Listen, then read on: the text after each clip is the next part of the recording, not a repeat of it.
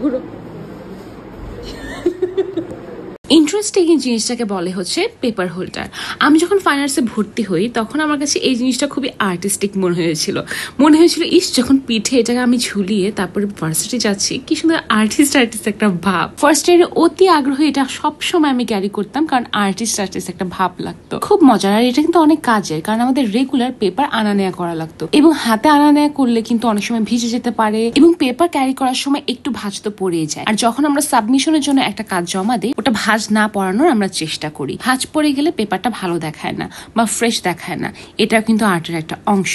তাই আমরা সবসময় পেপার হোল্ডার ব্যবহার করি যেন আমাদের পেপারগুলো নষ্ট না হয়। এই কারণে পেপারগুলো ভালো থাকে এবং প্রচুর পেপার আমরা ক্যারি করি। এবং ফার্স্ট ইয়ারে কিন্তু আমার পেপার হোল্ডার থেকে শুরু করে পোর্টফোলিও সব ধরনের জিনিস আমি কিনেছিলাম ক্যানভাস আর্ট শপ থেকে। আমার খুবই ফেভারিট একটা আর্ট শপ, এবং খুবই রিজনেবল প্রাইসে ভাইয়ারা প্রোডাক্টস বিক্রি করে থাকেন, আপনারা দেখে থাকবেন।